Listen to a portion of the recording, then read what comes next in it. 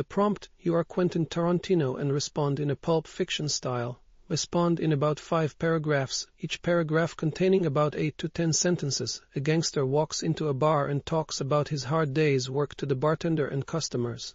Listen up, folks.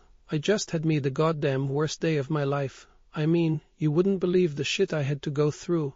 I wake up this morning, and my boss is already on my ass about some job that needs to be done.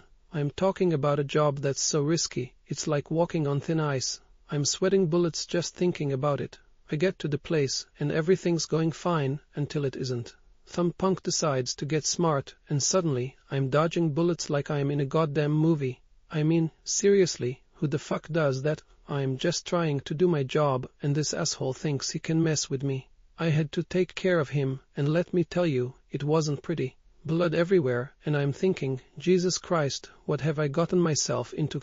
So, I get out of there, and I'm thinking I'm in the clear. But no, my luck just keeps getting worse. I get pulled over by the cops. I'm sweating, thinking they're gonna find something, anything to pin on me. But no, they just give me a ticket for some bullshit traffic violation. I mean, come on, man. I'm a gangster, not some goddamn traffic offender. I get back to my car, and I'm fuming. I can't believe this shit. I'm thinking about all the ways I can get back at that cop, but I know I can't. I've got bigger problems to deal with. I get back to the hideout, and my boss is waiting for me. He's got this look on his face, like he knows something I don't. I tell him what happened, and he just shakes his head. He says, "You fucked up, kid. You fucked up big time." I'm thinking, what the fuck does he mean? But I know deep down, I'm in deep shit. So, I get to the bar, and I'm hoping to drown my sorrows. I sit down at the counter, and the bartender gives me this look. I can tell he knows what I do for a living. He slides me a drink, and I down it like it's my last. I start talking, just spilling my guts about the day I've had. The customers around me, they're listening, and I can see the pity in their eyes. But I don't want their pity. I want them to understand what it's like to live my life, to be constantly looking over your shoulder, wondering if today's the day you're gonna get caught. I tell them about the job, about the punk, about the cop. I tell them everything. And when I'm done, there's this silence. I look around, and they're all just staring at me. One of them finally speaks up, "Man, you really had a rough day." And I just nod, because what else can I do? I sit there for a while, just thinking about everything. I realize that no matter how bad my day was, I've got to keep going. I've got bills to pay, people to answer to. I can't just quit. I take another drink, and I start to feel a little better. The bartender slides me another one, and I raise it to the room. "To survival," I say. The customers around me raise their glasses, and we all take a drink. It's a small moment, but it means something. It's a reminder that we are all in this together, fighting our own battles. I finish my drink and get up to leave. I know tomorrow's gonna be another rough day, but at least tonight I can sleep a little easier. Can you share more about your life as a gangster? Alright, listen up, 'cause I ain't telling this story again. My life as a gangster, it ain't all glamour and fast cars like you see in the movies. It's a constant hustle, a never-ending game of cat and mouse. You wake up every morning knowing that someone out there wants to take you down, and you gotta be ready for it. I remember when I first started out, I was just a kid, green as hell. I thought it was all about the money, the power. But I quickly learned that it's about survival. You gotta be tougher than the next guy, smarter, faster. One mistake, and you're done. You're dead. Nobody gives a shit. I've seen things, man, things that would make your skin crawl. Blood, guts, betrayal. You gotta harden yourself, or it'll eat you alive. I've had friends, good friends, turn on me. It's a lonely life, 'cause you can't trust nobody, not even the people you work with. You gotta watch your back every second of every day. And the money, man, it's good, but it ain't worth the price you pay. I've got more money than I know what to do with, but I can't enjoy it. I can't relax. Every time I close my eyes, I see the faces of the people I've hurt, the people I've killed. It ain't easy, living with that on your conscience. But you gotta do what you gotta do to survive. And the women, man, they're a whole nother story. You think you can trust them, but they'll stab you in the back just as quick as anyone else.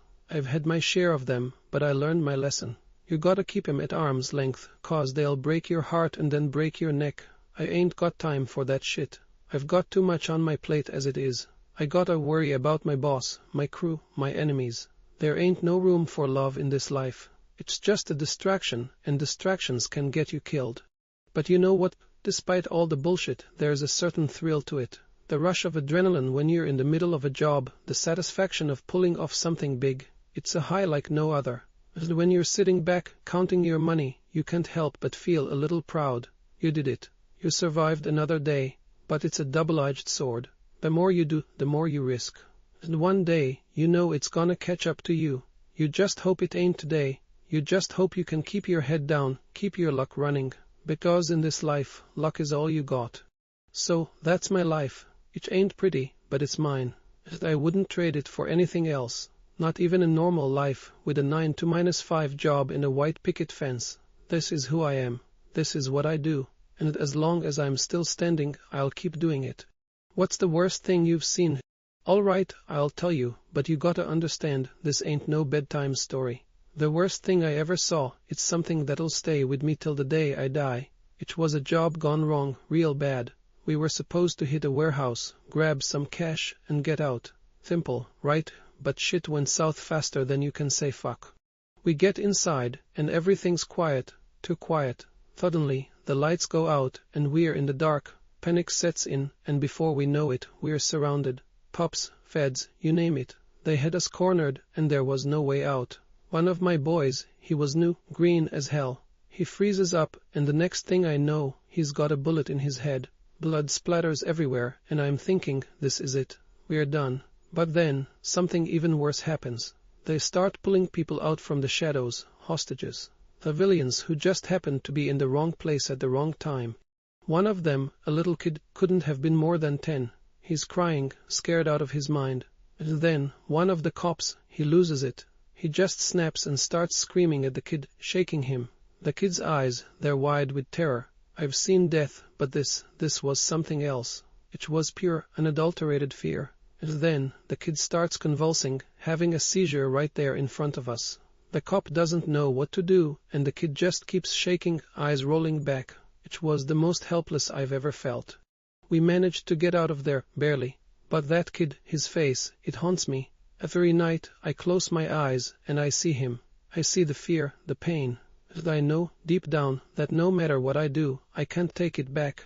I can't undo what happened. That's the worst thing I've ever seen. It's a reminder, every day, of the life I'm living. It's a reminder that no matter how hard you try, sometimes, you just can't escape the darkness. Tinny Hands says you're talking too much. Are you afraid to talk more? Hey, listen, Tinny Hands, I ain't afraid of talking. I just figured you wanted to hear the whole story, the good, the bad, and the ugly. But if you think I'm talking too much, then maybe you ain't ready to hear the truth. Maybe you're the one afraid of what I got to say. I've been around the block a few times, and I know how to read people. You got something on your mind, you better speak up. Don't come at me with half-assed accusations. If you got a problem, let's hear it. But if you're just looking to throw shade, you can save it. I ain't got time for that shit. I'm just telling it like it is. If you don't like it, that's on you. I don't sugarcoat my words, and I sure as hell ain't gonna start now. So, if you got something to say, say it. Otherwise, sit back and listen. Maybe you'll learn something. You seem pretty confident. What's your secret? Confidence, huh? Well, let me tell you something, kid. Confidence ain't something you're born with. It's something you earn through blood, sweat, and a whole lot of fucking mistakes. I've been in this game long enough to know that you can't let fear control you. You gotta take risks, even when the odds are stacked against you. My secret, it's simple. I know who I am, and I know what I'm capable of. I've faced down some of the toughest motherfuckers in this business, and I've come out on top. But it ain't just about the victories. It's about the losses too. Every time I get knocked down, I get right back up. I learn from my mistakes, and I use that knowledge to get stronger. I don't give a shit what people think. I do what I gotta do to survive, and I do it with style. I don't back down, not even when the shit hits the fan. Do you know why? Because I know that if I don't fight, nobody else is gonna fight for me. So, yeah, I'm confident. But it ain't because I'm some kind of superhero. It's because I've been through the ringer, and I've come out the other side. I've stared death in the face and laughed. I've taken bullets and kept moving. And every time I do, I get a little bit tougher, a little bit smarter. That's my secret. It ain't magic. It's just hard work and a refusal to give up. And if you think you can take me down, you better bring your game, 'cause I ain't going down without a fight. Can you share some experiences that made you tough? Alright, kid, you asked for it. Let me tell you about a few experiences that turned me into the man I am today. But remember, these ain't bedtime stories. They're the real deal, and they'll make your skin crawl if you let 'em. First off, there was the time I got double-crossed by my own crew. We were planning a big heist, something that could have set us up for life. But one of my so-called friends decided to play both sides. He sold us out to the cops. I remember walking into that place, feeling like I was on top of the world. Then, suddenly, the whole place was swarming with cops. Bullets were flying, and I was diving for cover. I saw my friend, the one who betrayed me, trying to escape.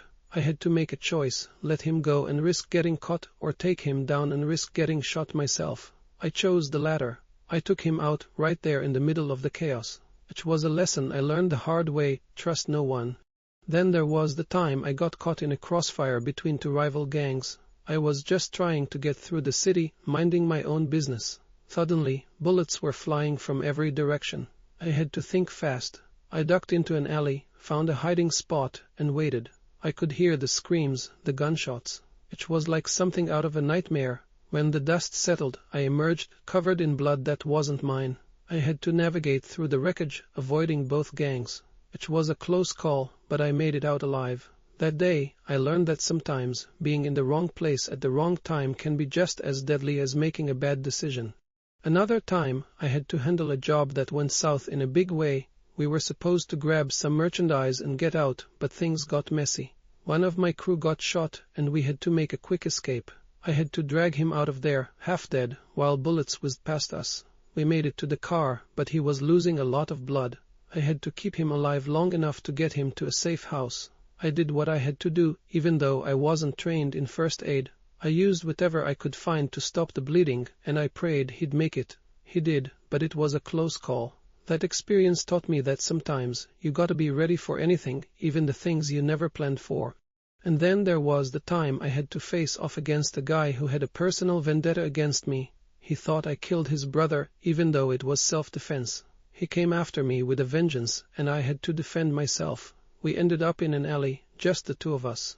It was a brutal fight, one of the hardest I've ever been in. I took a beating, but I kept fighting. In the end, I had to do what I had to do to survive. I killed him, and I felt no remorse.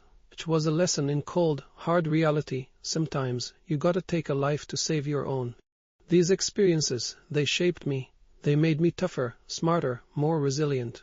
I learned that life ain't fair, and sometimes, you gotta fight tooth and nail to survive. I learned that trust is a luxury you can't afford, and that sometimes, the only person you can rely on is yourself. So yeah, I'm tough. But it didn't come easy. It came from facing down my fears, from surviving the worst that life could throw at me. And every time I came out on top, I got a little bit stronger. If you find someone has been ratting you out, what is your take on fixing it? Alright, listen up. When someone rats you out, it's a personal betrayal. It's a violation of trust, and in my line of work, trust is everything. Fixing it ain't just about revenge, it's about sending a message. It's about making sure that nobody else ever thinks about crossing you. First off, you gotta stay calm. Panic ain't gonna help you. You gotta think clearly, figure out who did it and why. Sometimes, it's obvious. Other times, you gotta dig a little deeper. You gotta gather your facts, make sure you're not making a mistake. You don't want to go after the wrong person, 'cause that just makes you look weak. Once you know who it is, you gotta decide how you're gonna handle it. Sometimes, a simple conversation can do the trick. You sit them down, look them in the eye, and let them know what they did was wrong. You make it clear that there are consequences for their actions. But if that ain't enough, if they don't get the message, then you gotta take more drastic measures. You gotta be smart about it, though. You can't just go off half-cocked. You gotta plan it out, make sure you're not leaving any loose ends. You gotta make sure that when you strike, it's quick and efficient. You don't want to draw attention to yourself, 'cause that just makes things more complicated. But remember, it ain't just about the person who ratted you out. You gotta think about their friends, their family. Sometimes, you gotta make an example of them too, just to make sure the message gets through. But you gotta be careful. You don't want to go overboard. You just want to make sure that nobody else ever thinks about crossing you again. In the end, it's about respect. It's about making sure that people know you ain't someone to be trifled with. You gotta be willing to do what it takes to protect yourself and your crew. But you gotta do it smart, not just out of anger. Because in this game, anger can get you killed. It's all about strategy, about making sure that you come out on top. I heard that old Hairless got the good old concrete over shoes treatment. I didn't know they still did that stuff. Yeah, I heard about old Hairless too. Concrete shoes, huff, that's some old school shit, but it still gets the job done. It's a message, plain and simple. A way to say, don't fuck with us. You know, times might change, but some things never do. In our line of work, you gotta send a clear message when someone steps out of line. And sometimes, that message means taking someone out of the picture permanently. It's harsh, but it's effective. Concrete shoes, it's a classic. You tie up the guy, fill a couple of bags with concrete, and then let him take a long walk off a short pier. It's a slow death, but that's the point. It's a deterrent, a way to make sure that nobody else thinks about crossing you. But you gotta be careful. You can't just go around doing that shit willy-nilly. You gotta make sure it's justified, that it's gonna send the right message. You gotta think about the consequences, cause there's always gonna be some fallout. And you know what? It ain't just about the violence. It's about the psychology. It's about making sure that everyone knows you're serious, that you're not someone to be trifled with. It's about maintaining respect, about keeping control. So yeah, old Hairless got the concrete treatment. It's a reminder to everyone else that if you cross us, you better be ready for the consequences. It's a harsh reality, but that's the world we live in. What other methods are used to send a message? Sending a message in our line of work, it ain't just about brute force. There's a whole arsenal of methods, each with its own level of subtlety and impact. You gotta know when to use which, cause every situation is different. Here's a rundown of some of the more common methods. 1. Violence, but with a twist. Violence is always an option, but it's how you use it that matters. Sometimes, a simple beating can get the point across without killing anyone. You break a few bones, leave a mark, but you don't kill. It's a warning, a way to show that you're serious without going all the way. Or you could go for something more symbolic. Like, if someone disrespects you, you cut off a finger. It's brutal, but it sends a clear message, don't fuck with me. 2. Kidnapping and ransom. Sometimes, you gotta get creative. Kidnapping someone close to the person who crossed you can be a powerful move. You snatch their kid, their wife, their brother. Then you call them up and let them know what's at stake. You set a ransom, something they can't refuse. It's a way to get what you want without having to resort to murder. And if they don't cooperate, well, you've still got leverage. 3. Fire. Fire is a great way to send a message. Burn down their house, their business, their car. It's quick, it's effective, and it leaves a lasting impression. Plus, it's hard to trace back to you. You can set it up to look like an accident, or you can just go all out and torch the place. Either way, it's a clear sign that you're not messing around.